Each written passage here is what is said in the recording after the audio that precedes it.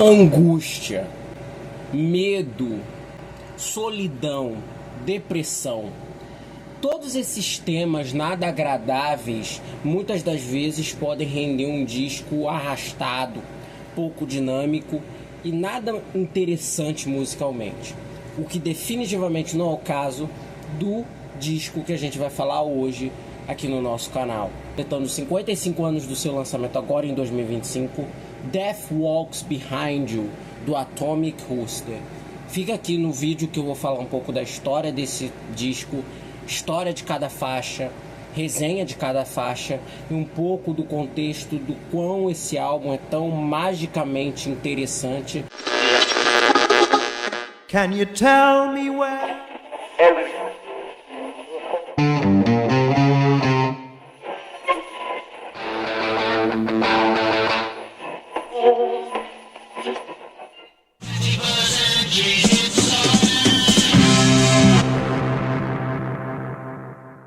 Pessoal, eu sou Kelvin Araújo, estamos aqui em mais um vídeo do nosso canal. Antes de eu falar do que se trata o vídeo de hoje, eu peço para que vocês se inscrevam no nosso canal, ativem o sininho para as notificações. Assim que vocês abrirem esse vídeo, já deixem um like, por gentileza. Eu peço também para que vocês continuem fazendo os procedimentos padrões de sempre, que eu sempre peço para que vocês façam assim, aqui em todo vídeo que eu faço aqui no nosso canal, que é de também procurar as nossas redes para conhecer um pouco mais do nosso trabalho. Facebook Progland, Instagram Prog_Land.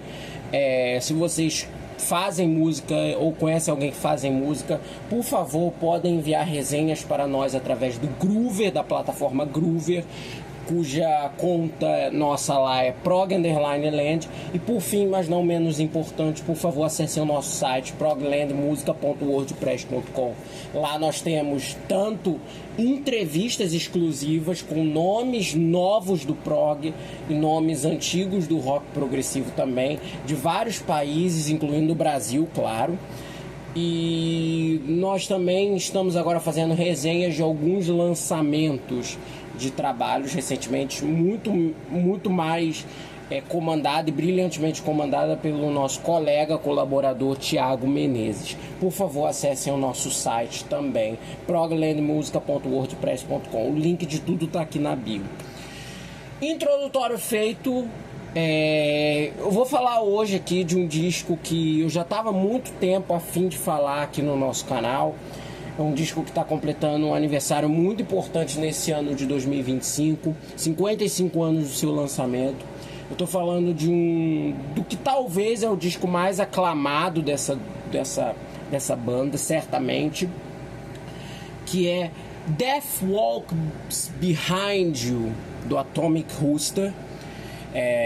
Antes de eu falar sobre o que é esse disco, sobre a importância que esse trabalho tem, não só na história da discografia da banda, como na história do próprio progressivo inglês daquela época e tudo mais, eu vou contando, claro, vou fazer um pouco falando, um introdutório falando sobre a história da banda e tudo mais, o processo de gravação e composição do trabalho e, por fim, uma resenha e uma análise faixa a faixa de cada uma das músicas e um pouco das suas histórias e etc., baseado no que a gente pode relatar aqui e que tem registro, claro. O Atomic Rooster, antes de eu falar propriamente sobre o Death Walks Behind You, que é o segundo álbum deles, a gente precisa falar um pouco da história do Atomic Rooster e principalmente a história de um outro artista, Arthur Brown. O Atomic Rooster ele foi formado por dois integrantes, né? E um integrante em específico foi o principal líder criativo, é o principal líder criativo de todos os discos da banda, né? Porque a banda ela tá ativa hoje com outros membros, mas a discografia da banda se encerrou nos anos 80. E esse integrante participou de todos os discos do Atomic Rooster até ali. Eu tô falando do organista, tecladista, arranjador, compositor e em um determinado período da banda ele também se tornou vocalista, Vincent Crane. Nascido em 1943, o Vincent Crane começou a carreira dele como músico, inicialmente, claro, baseado no piano, a partir do final dos anos 50, quando ele começou a realmente ter os laivos de querer ser um músico full-time, um músico profissional. E a partir do início dos anos 60, com a explosão do rock and roll cada vez mais latente no mundo e na Inglaterra, ele foi migrando para outros instrumentos de teclas, como o órgão, e mais a partir do meado para o fim daquela década, que foi quando esses instrumentos começaram a surgir, outros tipos de órgão, Hammond, Lowrey, por aí vai, e outros tipos de sintetizadores, inclusive, muito incipientes na própria indústria na época, porque não existia muitos sintetizadores. E a partir dos anos 60, esse que é o Vincent, a tocar em várias bandas e tudo mais, até que em 1966, 1967, os seus caminhos cruzaram com o de um outro músico, chamado Arthur Brown. O Arthur era, entre aspas, uma manifestação de tudo que o Vincent queria ter na sua carreira. Ele tinha uma presença musical muito imponente, baseado em temas pesados, obscuros e soturnos na história do rock, né? E principalmente uma presença muito voltada a uma, digamos assim, construção imagética voltada justamente a esses temas, né? Vale lembrar que o Arthur Brown ele foi um dos pioneiros entre 1966 e 1967 do uso das maquiagens pesadas no rock. Ele inclusive se apresentava com entre aspas uma auréola ao contrário, com fogo e tudo mais, né? Quase como uma figura entre muitas aspas, só que nos anos 60, do que é muito similar, assim, jocosamente falando, em termos de aparência, àqueles papas do Ghost, né? E ele sedimentou público com essa imagem, e assim ele formou a sua primeira banda, que era o The Crazy World of Arthur Brown, com Vincent Crane. Os dois começaram a compor, compuseram juntos e arranjaram juntos boa parte do material dessa banda, sobretudo do grande hit desse grupo, que foi Fire, que é a música que, entre aspas, é a música símbolo da carreira do Arthur Brown, e o Vincent Crane participou ativamente da composição dela. Inclusive a linha de órgão dessa música é uma das linhas de órgão, entre aspas, mais icônicas da história do rock. Com cada vez mais a sedimentação do Crazy World of Arthur Brown, outros músicos foram entrando na banda. Eles tinham um baterista chamado Draken Thatcher, que ele tinha alguns grandes problemas em voar. Ele não gostava de fazer muitas turnês, ele tinha um grande medo de voar de avião.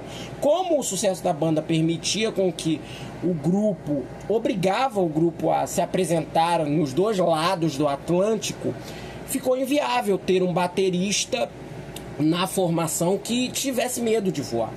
Então eles abriram uma série de, entre aspas, mini concursos para outros bateristas entrarem na banda, e assim Carl Palmer, um jovem de 17 para 18 anos, se juntou à trupe em 1968. A afinidade entre o Vincent e o Carl se tornou muito latente. Durante esse período, o Arthur Brown já estava a fim de começar um novo projeto na sua carreira artística. A partir do ano de 1969, ele queria formar inclusive uma outra banda, uma banda própria, sem tirando um pouco o foco da música, da imagética e até do marketing dele mesmo, e também distribuir isso como uma banda. Algo que, em tese, o Crazy World of Arthur Brown era, mas também não era, né? Porque o nome dele vinha em grande destaque e ele era grande cara, ele era grande figura da banda. Aproveitando essa oportunidade, no início de 1969, o Vincent Crane e o próprio Carl começaram a mexer seus pauzinhos para a formação de uma banda, né? Eles ainda não tinham em mente quem eles propriamente chamariam para uma line-up ou coisa do tipo, mas depois de algum pouco tempo eles começaram a fazer alguns ensaios, né? Um nome imediato que eles queriam trabalhar e que eles já tinham uma grande afinidade, inclusive na época do Crazy World of Arthur Brown, porque essas duas bandas chegaram a fazer algumas gigs juntas, né?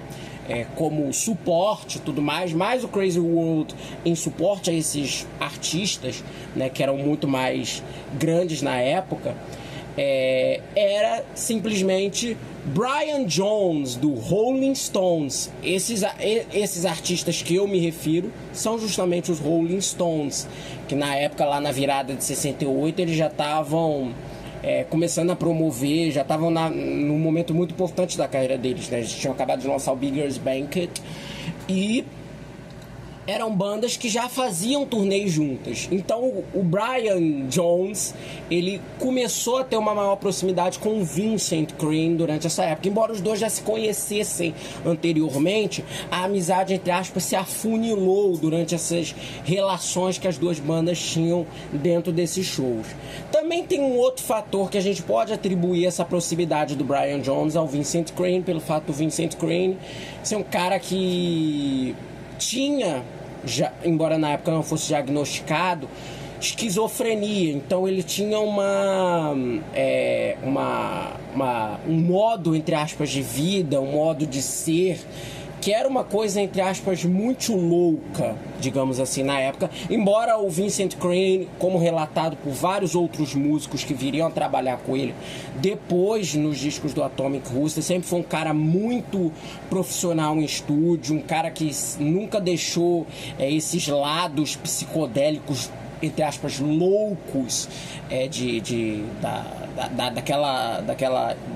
daquele imaginário do LSD, da psicodelia dos anos 60, afetar os seus trabalhos de forma mais significantemente, embora a morte dele seja atribuída a isso, porque ele faleceu de uma overdose de remédios em 1989, em circunstâncias muito angustiantes, infelizmente, e acabou falecendo cedo demais. Voltando a isso, a relação entre o Vincent e o Brian Jones, ele se intensificou ao ponto de que o Brian externasse para o Vincent e para o Carl, consequentemente, o seu desejo de sair dos Stones, o que de fato viria a acontecer. E já no início daquele ano, eles, junto ao baixista Nick Graham, né, baixista e vocalista, com quem eles também fizeram ali uma pesquisa, foram vendo quem eles queriam se juntar à banda e chegaram ao nome do Nick Graham também. Existem várias fontes conflitantes para isso, né, até em relatos. Uns dizem que foi audição pela Melody Maker, que eles tinham feito um anúncio, ex-integrantes do Crazy World of Arthur Brown procuram baixista, vocalista e tudo mais, e outros disseram que o nome dele teria sido recomendado por um dos integrantes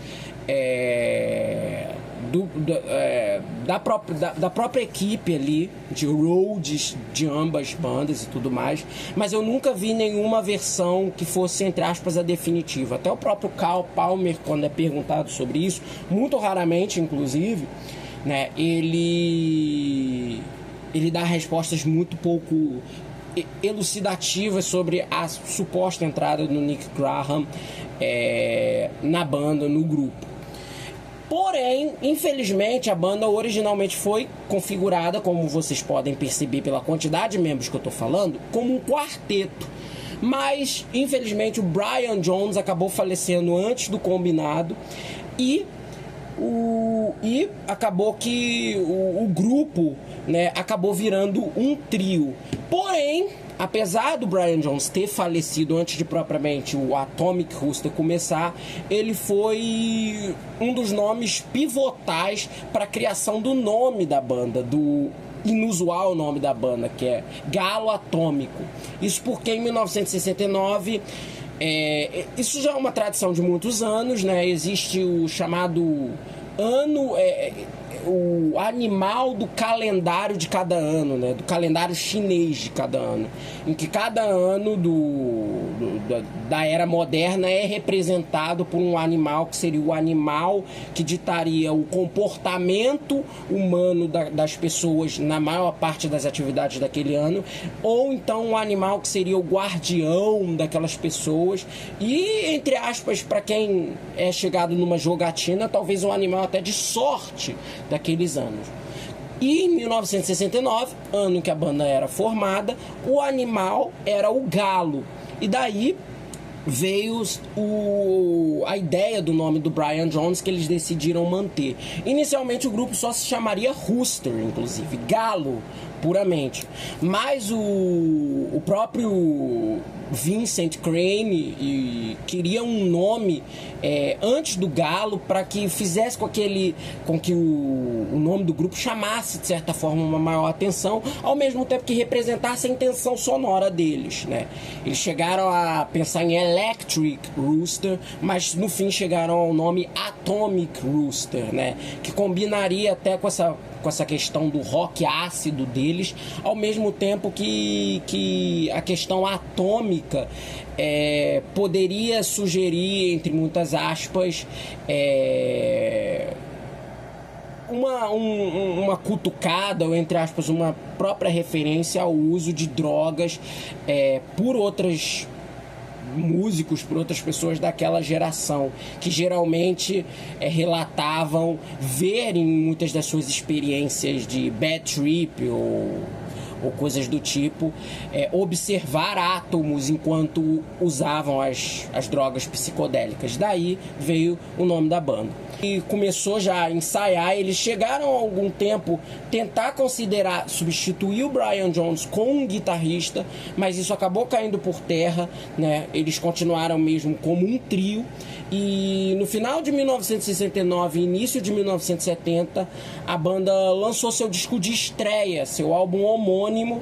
Umas fontes dizem que o disco ele saiu no mesmo dia do álbum de estreia do Black Sabbath, né? Que é dia 13 de fevereiro de 1970, e que por isso, né, também a menção a uma das músicas mais, entre aspas, conhecidas desse primeiro disco do Atomic Rooster, que é Friday the 13th, porque a banda planejava desde o início com que o disco fosse lançado numa sexta-feira 13. Esse disco de estreia da banda, né, ele tem já, entre aspas, muitas das características sonoras que permeariam o som a partir dali. Embora, claro, tenha um som muito calcado no progressivo, esse primeiro disco tem alguns elementos até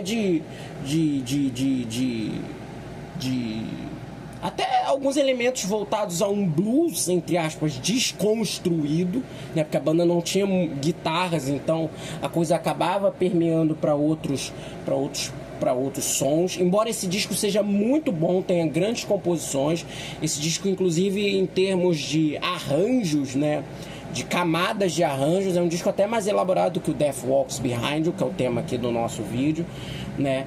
Inclusive o disco tem até um cover, né, do John Mayall, acho que é de Broken Wings ou de uma outra faixa, enfim. Se for de outra, de qualquer forma eu corrijo aqui no vídeo, né? E esse álbum de estreia, ele apresentava muito bem a sintonia daquele grupo, né? Do próprio Nick, do próprio Vincent Crane, que no disco toca um órgão, toca um piano Hammond, um piano Rhodes, Fender Rhodes, aquele piano elétrico, e a excelente e muito versátil bateria do Carl Palmer. O disco ele saiu em fevereiro de 70, foi gravado durante um mês. Inclusive tem uma anedota interessante, que o disco ele saiu com a grafia errada, né? O nome da banda é Atomic Rooster, com 2 O's. E o disco ele tem Atomic Rooster, né? Tem 3 O's, né?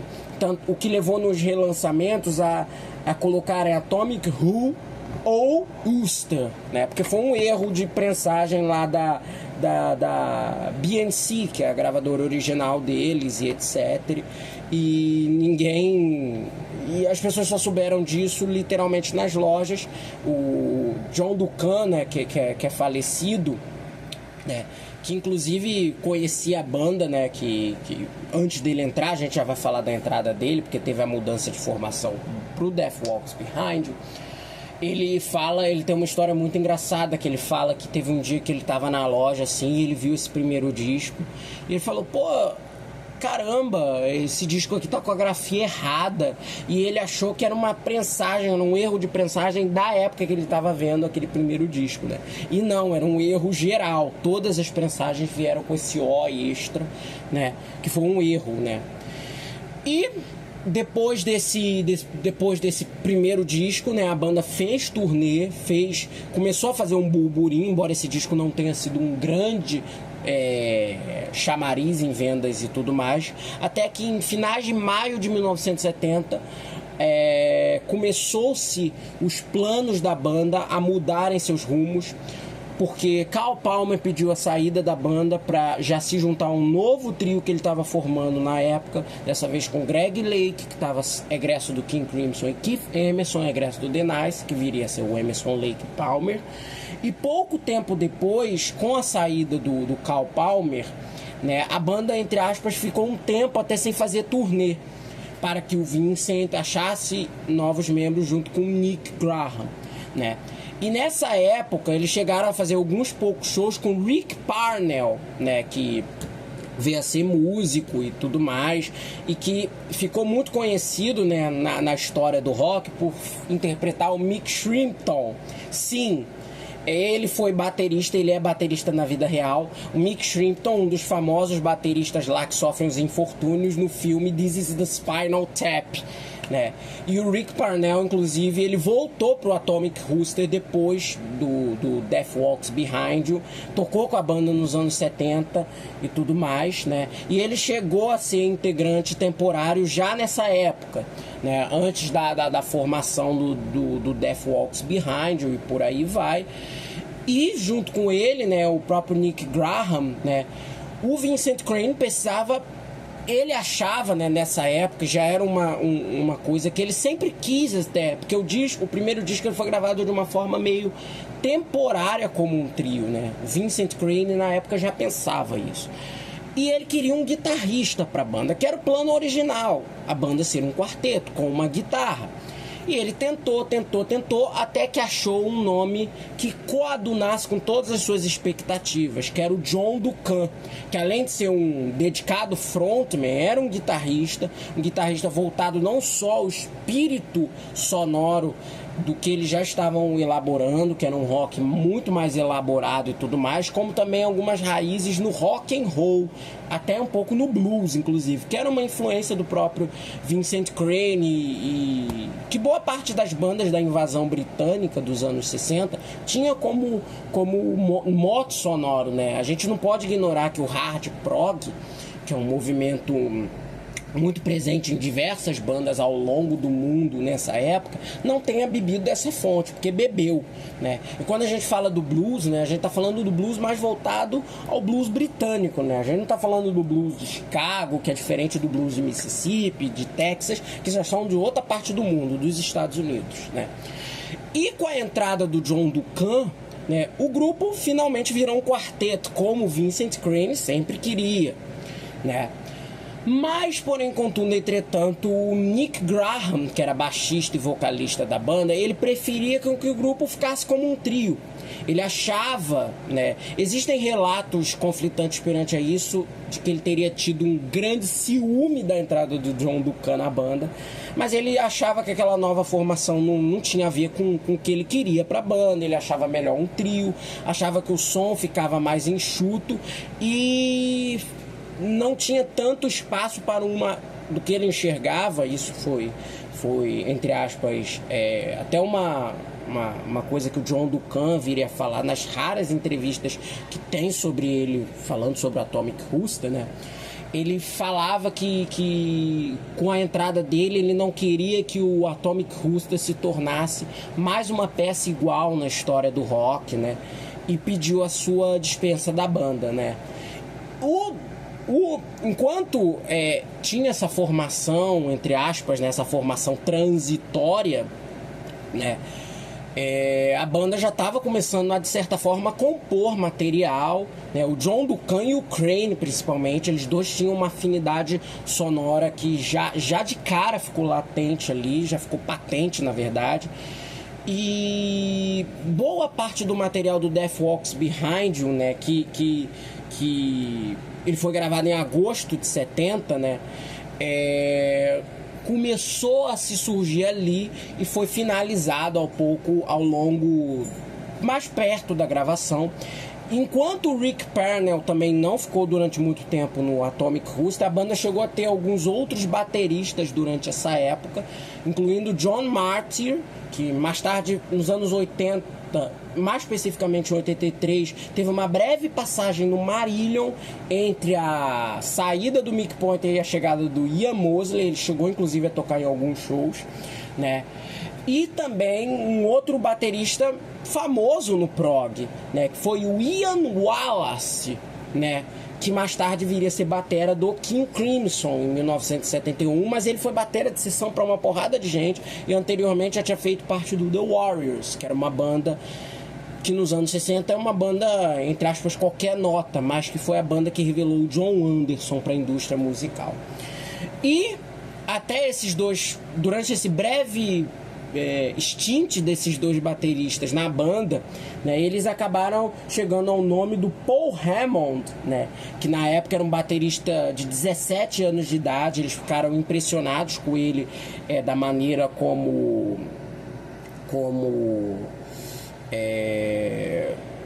ele tocava. Ele era um baterista muito jovial, mas ao mesmo tempo tinha aquela urgência sonora, aquela vontade de tocar, de trabalhar, entre aspas, que o Vincent e o John Duncan sentiam que precisavam para a banda. Até mesmo um estilo que ecoava o que o Carl Palmer era, né? Quando o Vincent viu ele pela primeira vez tocando, quando ele entrou oficialmente pro Crazy World of Arthur Brown, que ele tinha a mesma idade, 16, 17 anos, e ele já sentia aquela coisa toda, né? E assim, com essa formação, foi configurado o line-up do Death Walks Behind You, que começou a preparação do seu repertório no finalzinho de junho, início de julho, até para que já em agosto de 70 a banda já entrasse em estúdio, já começasse a finalização daquele trabalho, né? A compleção daquele trabalho, né? Já estavam em processo já de composição das músicas, embora a maior parte das músicas e o compositor master da banda seja o Vincent Crane. O John Duncan teve um papel muito forte no arranjo, na coautoria, né? Inclusive da faixa título, e outras duas músicas que a gente vai falar melhor quando a gente já estiver falando do faixa. E também foi até dele um tanto da ideia do álbum, né? Da ideia do nome do disco e da capa do disco, né? Que tinha justamente com essa coisa do Death Walks Behind You, a morte caminha atrás de você, né? Que era a música que eles já tinham composto, né? A banda era chegada também nesses temas de solidão, soturno, do chamado, entre aspas, ocultismo, ou a proximidade a isso, ao medo e etc. E uma influência talvez do próprio período lá que eles tocavam, né? O Vincent em específico, porque agora com a saída do Carl não tinha mais nenhum membro que também tocasse no Crazy World of Arthur Brown. Uma influência que o Vincent tinha lá daquela época. E o Death Walks Behind You, essa coisa, né, da morte caminha atrás de você, surgiu daí. E a letra da maior parte das músicas, né, é voltado justamente a esse sentimento de angústia, aquele sentimento de constante solidão que persegue alguém. O sentimento literal de morte e o sentimento metafórico de morte desses sentimentos que permeiam a grande parte das músicas, veio a ser o mote perfeito para nomear aquele disco Death Walks Behind You. Foi uma ideia, inclusive, do John Duncan, que o Vincent prontamente aceitou, né? E juntamente com aquela belíssima capa do homem totalmente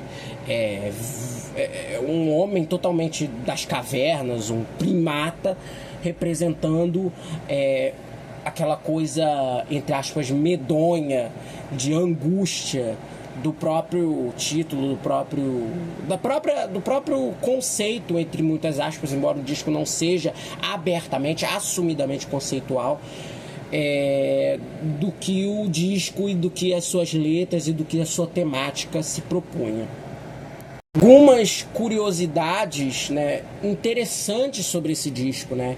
Boa parte do material dele, né, ele foi composto já, como eu tinha falado, já nesse inteirinho, né, nessa época, entre poucos meses, né? Vale lembrar que não só eles, mas grande parte das bandas naquela época era muito prolífica, né? Eles compunham tudo muito rápido, de uma maneira muito efêmera, né? Eram muito criativos, né? E o Death Walks Behind You não foi diferente. O Vincent Crane, durante boa parte da feitura do trabalho, ele chegou inclusive a considerar isso durante um breve período com que aquele disco fosse instrumental. Ele ficou tão feliz com o trabalho de guitarra do John Duncan que ele considerou que o disco fosse, entre aspas, um trabalho inteiro de interação entre três potências do que ele enxergava na banda, que eram as linhas de órgão dele, o excelente trabalho de guitarra do John Duncan e a frenética e potente bateria do Paul Hammond. Mas acabou que durante essa ideia durou pouquíssimo tempo e o próprio Vincent acabou voltando a si e quis fazer um disco convencional de letras e músicas. Mas ainda assim, 2 das 8 músicas do álbum são instrumentais e foram originadas assim dessas ideias, né? Embora, inclusive, uma das músicas instrumentais, que eu vou falar melhor no tracklist, já tem originado de uma sessão da BBC no início de 1970, de um riff, né, que o próprio Vincent Crane tinha feito na guitarra, no teclado, né? E foi transposto para a guitarra no disco e a música teve um leve rearranjo, né? Embora, claro, a versão instrumental do disco, a versão final, não seja uma mera reprodução dessas sessões, né? Vamos deixar bem claro isso. Mas sim teve um rearranjo e uma ideia que foi tocada numa dessas sessões da BBC no início do ano, que foi inclusive uma jam no meio de uma música, não foi nem uma própria música inédita que eles estavam tocando lá, e originou um dos riffs, uma das melodias, um dos motivos musicais principais dessa música em questão. É isso que eu tô querendo dizer. E além disso, né, o próprio trabalho ele veio acompanhado de um momento bastante também peculiar, né? O John Duncan, ele é um famoso perfeccionista até na guitarra, ele se sentia muito perfeccionista enquanto ele estava gravando algumas das linhas no disco, né? E uma linha de guitarra em específico, né, que foi de uma música que também a gente vai falar no disco, atrasou um pouco as gravações e teve, né, com que forçou, entre aspas, o Vincent Crane a chegar ali na hora e falar: se você não gravar essa linha agora, essa música não entra no disco. E a música era uma composição dele, o John queria muito essa música no disco, e talvez isso explique também a dedicação extra dele em finalizar a música e tudo mais. Ele, depois desse ultimato, acabou tentando ali fazer o take final dele. Aquilo, né? Sessão de estúdio é dinheiro, a banda na época não estava consolidada nem nada, então tinha que gravar ali da maneira como quisesse. Se serve de consolo a ele, né? Que já é falecido, né? A guitarra da versão final é maravilhosa, então não precisava regravar tantas mil vezes quanto ele achava que era necessário. Ele já abre com a faixa título, né, Death Walks Behind, uma composição do John e do Vincent Crane, né? A música ela já começa ali com um piano simplesmente magistral e sinistro do Crane, né? O trabalho dele nesse disco todo, claro, é fabuloso, mas nessa música é absolutamente fenomenal, né? Depois disso, depois dessa intro, vem a melodia já principal da música, com a participação das guitarras e tudo mais, né? E essa música eu considero ela uma das aberturas mais originais e não ortodoxas que eu já ouvi num disco, né? Ela é uma música bem climática, bem soturna e dá toda a tônica de sofrimento, de quase terror interno de todo o disco, né? Ela não é uma música que para mim representa só uma faixa título que abre o disco, né? Destaco já de cara nessa música os trabalhos vocais do John Duncan, a interação dele com o Vincent nessa música é muito bem feita, né? A música ela tem uma cadência, né, que é uma construção de climas muito bem ajambrada, que faz com que os 7 minutos e meio da composição não se tornem nada cansativos, né? A música ela basicamente ela se baseia, né, nesse personagem, né, da morte que caminha atrás de você, né?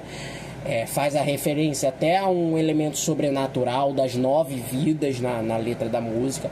Eu não encontrei nenhuma fonte que correlacionasse a composição dessa música a nenhum filme de terror ou a nenhuma obra cultural e etc. E se alguém conhecer ou souber, por favor, diga aí nos comentários, vai ser um prazer ter esse esclarecimento. E essa música, ela é uma ótima faixa de abertura para esse disco, uma ótima construção de clima para esse trabalho, né?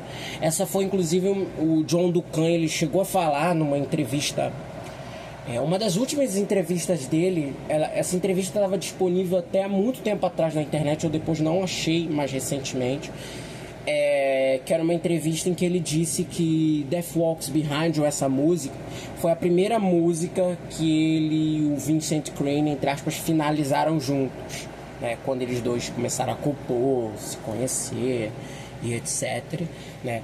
Então a música mostra que, a parceria não poderia ter começado de forma melhor, né? Gosto muito dessa música também, da construção do órgão e do piano, não é uma coisa exagerada. Eu gosto que o progressivo, né, as pessoas acham que é virtuosismo o tempo todo, mas não é, construção de melodias mesmo. E essa música é uma prova perfeita da eficiência disso, né? Em seguida vem a instrumental View, composta pelo Vincent Crane, né? Ela é originária de uma sessão que foi feita pela BBC pouco depois do lançamento do primeiro disco, acho que é de março de 70. Inclusive, eu acho que partes dessa sessão da BBC, ela foi lançada no primeiro disco, né? Como faixa bônus do primeiro disco ou qualquer coisa do tipo, porque há um tempo atrás circulou toda essa sessão na internet em gravação não oficial, tanto é que pouco tempo depois os detentores do direito deram um jeito de sumir com aquilo do YouTube, né? E já nessa sessão também tinha já uma outra música que eles já tinham composto, que já era uma composição desse primeiro disco, né? Que era uma versão embrionária de Seven Lonely Streets, né? Que é uma composição do Duncan, também do disco, em que a banda também finalizaria depois, né? E essa instrumental é absolutamente muito boa, né? Destaco já de cara, para mim, o próprio trabalho de guitarra do John Duncan e a própria interação rítmica da bateria do Paul Hammond. Aqui tem alguns momentos desse disco em que ele particularmente vai brilhar em cima dos outros membros, né? Nessa música ele é aquele baterista que serve muito bem a melodia, a música. Embora a música pareça um jam, né? Ela é uma música de um riff, né? O riff da música anterior, que é Death Walks Behind, uma coisa que eu acho legal isso, né? É que eu acho que o Atomic Rooster, né? Eles tinham muitas raízes em estruturas simples, né? Aquele riff de Death Walks Behind You, né? A construção da melodia não é uma coisa ultra complexa e tudo mais, não é aquela coisa de 1000 notas e etc. Mas é aquele tipo de som que você sente que ao mesmo tempo não é ortodoxo, mas você sente que aquele som não é aquela coisa excessivamente virtuosa. E essa instrumental eu acho um exemplo disso, né? Muitos dizem que é uma jam que foi feita, o que só mostra que a capacidade instrumental da banda no estúdio é uma coisa absolutamente fantástica, porque para fazer uma jam dessa daí, nesse nível, com tanto aprofundamento de melodia, e sobretudo dos teclados do Vincent perante a bateria e a construção rítmica de guitarras, né, solos e etc., é uma coisa de outro mundo. E eu gosto muito dessa instrumental, considero um dos pontos altos, em termos de sintonia entre banda dos três, né, mais altos do disco, um dos pontos altos mais destacados do disco, né. Depois disso vem a música Tomorrow Night. Essa música tem uma história bem peculiar, engraçada, porque essa música ela foi o grande, entre aspas, chamariz do disco, né? E o disco ele foi lançado, essa música ela foi lançada como single, né? E essa música foi lançada como single, basicamente, entre aspas, muito tempo depois, apesar dela ter sido originalmente composta como single. O que eu tô querendo dizer? Essa música, quando ela foi produzida, Tomorrow Night, né? Essa música, ela foi escrita pelo Crane, né? Como sendo um single, inclusive, né? Inclusive, se vocês olharem a letra de Tomorrow Night, etc., né? A letra, ela meio que é uma, entre aspas, paródia do que é aquela coisa do I miss you, né? Eu penso em você, amanhã à noite eu quero estar com você e tudo mais, e tem essas referências, mas ao mesmo tempo, se vocês olharem as letras, ela tem um sentimento bem creepy, um sentimento persecutório de solidão, de angústia, de uma insignificação tóxica de uma outra pessoa perante a outra, que é uma confusão que muitas pessoas acham necessariamente que é um amor, mas é praticamente um stalking, uma perseguição. E eu acho isso muito legal, isso foi muito sutil, né? E essa música ela tem uma instrumentação muito mais tradicional, entre aspas, do que a música pop, do hard rock, das rádios da época, do que o resto do disco. E foi proposital isso, a banda tinha feito, o Vincent Crane tinha feito essa música, olha, essa música aqui vai ser uma música que a gente vai lançar como single e etc. E talvez muitos dos programadores, das pessoas que vão ouvir, não vão sacar essa segunda dubiedade perante as letras. Dito e feito. Mas, porém, a música demorou para ser lançada como single, porque o disco ele saiu no final de setembro para início de outubro de 1970. E a música, ela foi lançada como single, né, no finalzinho de 1970 e início de 71. Né, como single na Inglaterra e globalmente. E a banda achava que já de imediato a música sairia, né? E foi uma decisão que os executivos, né? O John Duncan, eu acho que fala isso nessa entrevista, né? Que os executivos ouviram o repertório do Death Walks Behind You, e diferente lá do primeiro disco, que tinha outras músicas que ele achavam mais comerciais, como a própria Play the Game e tudo mais, né? Eles ouviram, né? Chegaram a ouvir o que foi feito ali e não chegaram a conclusão nenhuma de que, porra, não tem nada aqui vendável, não tem nada aqui que a gente pode colocar como single. E o Crane ficou surpreso, pô, a gente tem essa música aqui, tem essa música e tudo mais, incluindo a própria faixa Play the Game, que é uma música do primeiro disco, foi colocada como lado B do single Tomorrow Night, e o disco puxou a excelente vendagem do Death Walks Behind You, excelente entre aspas para padrão da banda, né, gente?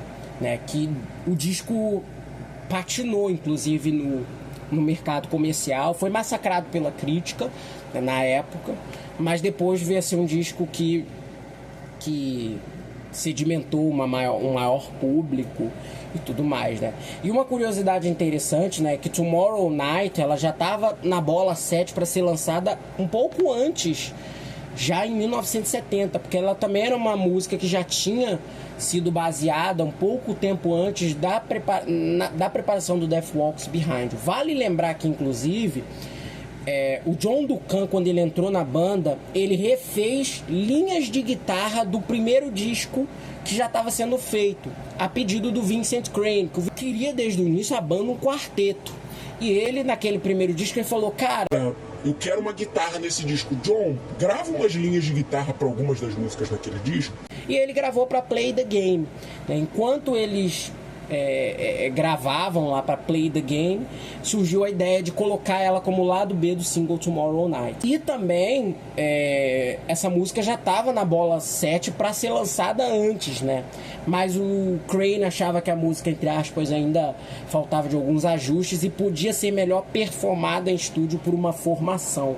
Vale lembrar que naquela época o Atomic Rooster já estava numa fase transitória de formação, como eu falei no início aqui do vídeo. A última música do lado A, que é Seven Lonely Streets, né, uma composição do John Duncan, que inclusive ele já que foi uma das primeiras músicas que ele apresentou já para a banda nessa época, já quando ele entrou pra banda e tudo mais, né? Baseado inclusive numa melodia que a banda já também tinha utilizado em uma versão embrionária da música em gravações da BBC naquele ano, né? Que era uma outra música chamada Lonely Road ou qualquer coisa do tipo. Essa música inclusive estava nesse vídeo do YouTube, era uma música bem mais curtinha. Essa Seven Lonely Streets é uma faixa um pouquinho mais longa, elaborada, né? Essa música, ela já, apesar de ter sido baseado, entre aspas, parcialmente nessa Lonely Road, o Vincent Crane não ganhou crédito de coautoria na canção. A música só é acreditada ao Duncan, né? E essa música fecha muitíssimo bem o primeiro lado do disco. Ela é uma performance que mostra muito bem também toda essa sintonia, entre aspas, dramática, rasgada do som da banda, ao mesmo tempo que com esse som totalmente soturno. Essa letra dessa música, ela faz uma alusão, né, entre aspas, claro, a solidão, a um sentimento constante de angústia. Não é acidental. A música, ela faz referência a 7 estradas diferentes, né? 7 Lonely Roads, né? Essas estradas, elas podem ser confundidas e também foram usadas, entre aspas, como aquela coisa da referência ao obscuro, entre aspas, as 7 vidas de um gato, né? E de que ali o protagonista, o eu lírico da música, apresenta que cada vez que um gato ele sofre uma situação de perigo, entre muitas aspas, segundo a lenda urbana, ele gasta uma das 7 vidas, né? Aí ele tem outras vidas restantes para que ele gastasse até o momento em que ele efetivamente perderia todas aquelas vidas e morreria, né? E em Seven Lonely Streets, né? Eu tô pensando na demo. Seven Lonely Streets, ela é uma música voltada a isso, né? Voltada também a esse pensamento de, ao mesmo tempo que você está sentindo essa angústia, você tem chance de recomeçar e de fazer tudo de novo, enquanto a sua vida passa e daqui a pouco vai chegar um momento em que você vai morrer e você não vai ter mais chance de você mudar essa situação e tudo mais. Então é uma letra muito bacana, uma letra muito boa. Eu considero uma das letras mais inteligentes, inclusive, do disco. E também adoro essa construção dessa instrumental dessa faixa, o trabalho do Duncan dela pra mim, nessa música, também de toda a banda, né? É meio que chover no molhado, né? Entre aspas, essa simbiose que eles têm é muito única. Eu sugiro a vocês que vocês ouçam com muito carinho em Seven Lonely Streets. O meado da música, entre aspas, com a interação absolutamente fabulosa, uma coisa call and response, do órgão com a guitarra do John, com solos assim, interações absolutamente de outro mundo, e também a bateria, sobretudo as viradas do Paul Hammond na melodia, que são muito boas. Em termos, para mim, de performance, letras e tudo mais, para mim essa é a melhor música do disco. Em seguida vem a música Sleeping for Years, né? Se a gente vem de um momento bem progzão, entre aspas, que foi Seven Lonely Streets, Sleeping for Years é uma música mais voltada ao que a gente pode dizer de momento rock and roll do disco, né? Embora tenha, claro, as influências prog, as viradas de tempo, as mudanças, né, de andamento, a inventividade composicional, né? E aqui a música ela baseada num riff bem simples, bem rock and roll também, né? Bem voltado ao blues / rock and roll, né?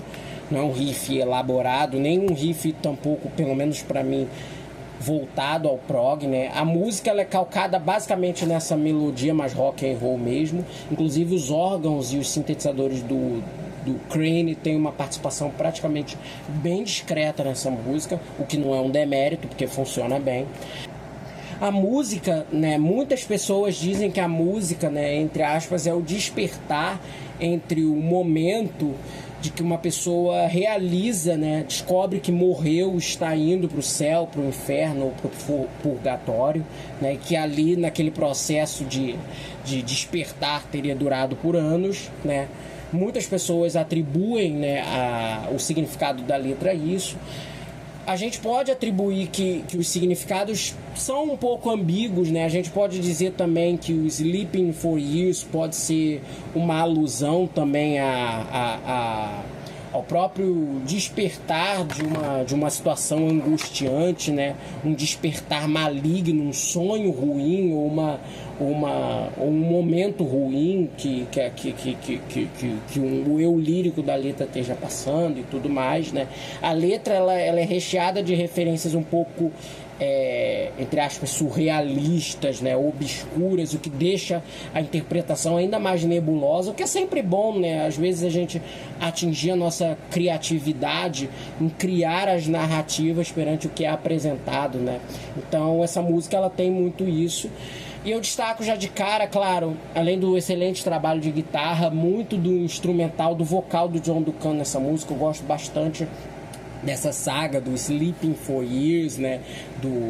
Da figura que dormiu por anos, né? E agora tenta entender o que está acontecendo no mundo, ou seja lá qual localidade ela está, fora ou extra terrena, ou no inferno, ou qualquer coisa do tipo. A parte, entre aspas, sentimental do disco, que prepara pro final, que eu acho um dos finais mais bizarros de um disco que eu já vi, que é I Can't Take No More, né? Essa música é uma composição do Duncan, ela também é baseada num riff de guitarra direto, mas um pouquinho mais elaborado. Nessa música tem um pouquinho mais de pé, eu acredito.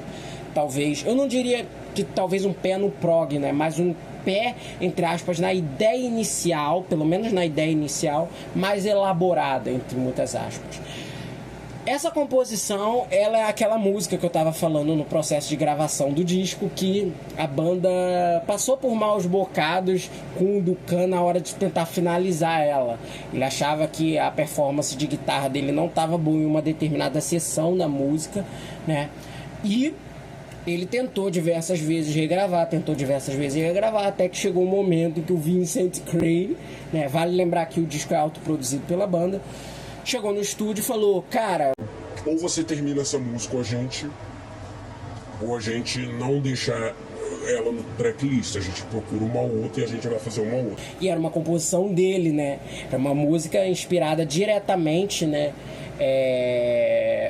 No desabafo, no rasgar do peito de uma pessoa que não suporta mais uma situação de angústia, que conversa inclusive com algumas imagens líricas da própria faixa de abertura, que é Death Walks Behind You, né? Que a gente pode interferir que I Can't Take No More é uma alusão a uma pessoa que sente aquele sentimento de morte, aquele sentimento de morte, assim, no sentido metafórico, perante uma situação que ela já viveu e que já se esgotou para ela, né? Mais voltado na letra da música, a gente pode interferir que talvez seja um relacionamento amoroso, né? Por isso que também tem essa imagética da morte literal e metafórica também nas diferentes situações que as letras do disco nos apresentam, né? Então também tem esse lastro interpretativo que a gente pode fazer. Gosto muito dessa música, eu acho essa música, para mim o único defeito dela é que eu acho ela curta demais, ela tem só 3 minutinhos lá, né? Até Tomorrow's Night, que é uma música que poderia ser um pouquinho mais enxuta, embora a duração seja bem parelha, né? É um pouquinho mais longa e isso me incomodou um pouquinho, né? E por fim, agora a gente está chegando na reta final do disco. Vem mais uma música mais voltada também a esse sentimento mais pessoal, íntimo, né? Que é Nobody Else. Essa é uma composição do John Duncan com participação do Vincent Green, que escreveu parte da melodia também de teclado com ele. Ajudou ele a finalizar a música, ele teve problemas para finalizar essa faixa. E essa música também encerra muito bem essa parte cantada do disco, os vocais do John mais dramáticos, servindo o que aquela letra fala, né? Também uma letra de um lamento perante uma relação, né? Perante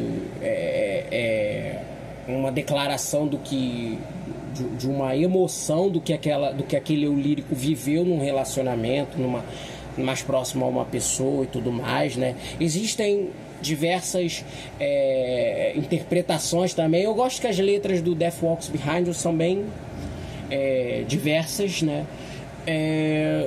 Entre a música ser uma declaração, entre aspas, a um relacionamento enquanto esse relacionamento existe, ou um relacionamento que já acabou, um relacionamento que ele queria que continuasse, que aconteceu no passado, mas que queria retomar, ou algo do tipo, né? E essa música eu considero ela quase com um grande baladão quase do disco. Ela tem uma dramaticidade muito forte, uma beleza musical muito boa. Eu acho que inclusive cabia talvez, né, lançá-la como single. Eu não tenho registro aqui, pelo menos na minha pesquisa, de que ela foi um single, mas poderia ter sido um dos grandes momentos dramáticos do álbum e que encerra vocalmente Death Walks Behind You de forma absolutamente fantástica. Como eu falei, a música encerra vocalmente o disco em termos líricos e instrumentais, né? Mas não é a última música do disco. O disco se encerra como instrumental. Geschatzer, que é uma das instrumentais mais insanas que eu já vi na minha vida. Ela começa... A construção dessa música é uma coisa de outro mundo, né? Ela começa com um riff, né? Depois vem um solo de órgão que dura 2-3 minutos, solo de órgão mesmo, só o órgão, né, com os teclados e tudo mais. Depois volta o riff e depois encerra com solo de bateria. Eu acho fenomenal, adorei a interação instrumental dessa música, né? Eu acho que essa música talvez tenha sido uma jam, né? E eu achei essa composição, a riqueza é uma coisa uma das coisas mais anortodoxas que eu já vi na minha vida, né, num disco, né? Eu acho muito interessante, muito rico como isso é feito, né? Esse trabalho ele tem um pé com o tradicional, com o não ortodoxo, com o imaginativo do ouvinte e com o mais íntimo do ouvinte, que ele pode se correlacionar de uma maneira que eu acho absolutamente genial e que talvez, né, tenha explicado por que esse álbum tenha se sobressaído na carreira do Atomic Rooster como a grande obra-prima deles, né? É claro, muito parte disso veio do sucesso comercial do disco. O disco ele foi lançado em setembro, outubro de 1970, mas o disco ele demorou para ter boas vendagens, né? E demorou, inclusive, para ser um disco até querido, entre aspas, entre fãs de rock progressivo como um todo, porque o disco ele foi muito malhado pela crítica, assim quando ele saiu. O disco ele recebeu críticas muito pesadas, falaram que o som era chato, confuso e etc, né? Mas, porém, contudo, entretanto, quando Tomorrow's Night começou a ser tocada nas rádios, o disco teve a sua virada de chave em vendas, começou a vender mais e chegou a um posto bem considerável, 12º lugar na parada britânica em meados de 1971, o que propiciou a aparição da banda em programas televisivos, maiores shows, né? A turnê do Death Walks Behind aumentou dali para frente, né? Inclusive o disco seguinte, que é o In Learning of Atomic Rooster, né? Ele teve até o processo meio adiado, né? Porque o John Duncan ele teve uma estafa vocal. Quem canta nesse outro disco é o Paul French, um outro cantor muito legal. O Vincent Crane também participou dessa função e também propiciou com que o disco, né, fosse mais visto, mais lembrado, com essa mistura de sentimentos obscuros do lado humano, mas os sentimentos muito primitivos, né, da relação humana. Também, ao mesmo tempo, dessa mistura entre sons não usuais com coisas e elementos tradicionais do rock e talvez do prog, embora essa nomenclatura tivesse bem incipiente à época, né? Mas a gente pode dizer do rock. E também essa mistura entre a reflexão, entre aspas, que indiretamente todas as letras do disco fazem, né, sobre o quanto a morte, em termos literais e metafóricos, sempre pode estar à nossa espreita, as relações humanas, que também fazem parte do que o disco fala, né? O disco não é só essas referências, entre aspas, sombrias, né?